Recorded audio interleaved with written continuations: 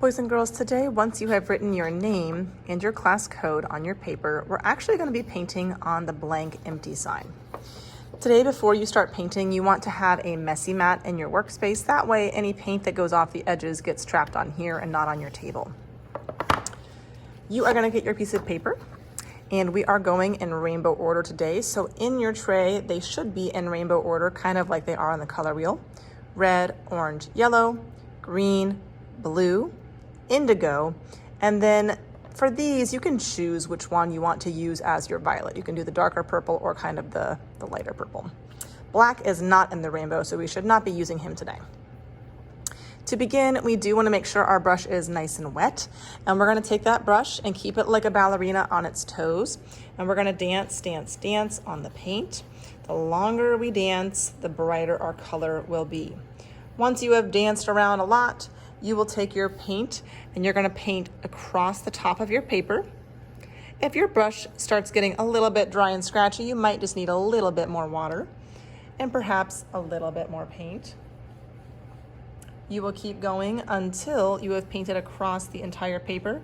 Go all the way off your edges, off the top of your paper, and keep painting until you don't see any white space on the edges. Once you have that brush finished with that color, then you can take your cup of water and you're going to push that brush all the way down into the very bottom of your bathtub. Tickle those toes so all that paint comes off. And then it's going to be a little bit wet. You can drag it on the edge to get some of that water to fall back in. And then I will go for my next color. So I'll go ahead and grab some orange. And again, the longer you dance, the brighter that color will be. I want to try and put my orange right up next to my red, so there shouldn't be any white space in between them. I want my red and my orange to touch. So I'm going to paint that orange all the way across my paper, just like that. I'm done with that color, so I will clean my brush and go get my next color. And I'm going to keep on doing that until I have painted all the colors in the rainbow. Roy G. Biv.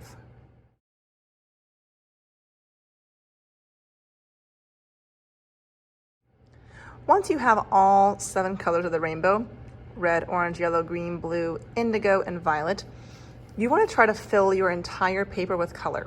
So I'm going to go back to the beginning, starting with red again, and I'm going to repeat the colors of the rainbow. I'm going to keep on repeating until I reach the bottom of my paper.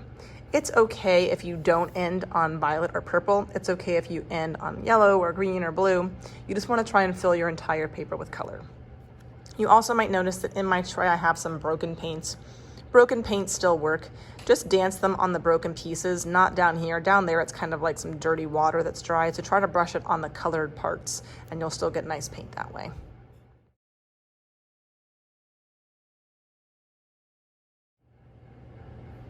Today when you're finished, you will just leave your paintbrush sitting dirty side down in the bathtub, and then raise your hand and I will come and get your paper and put it on the drying rack.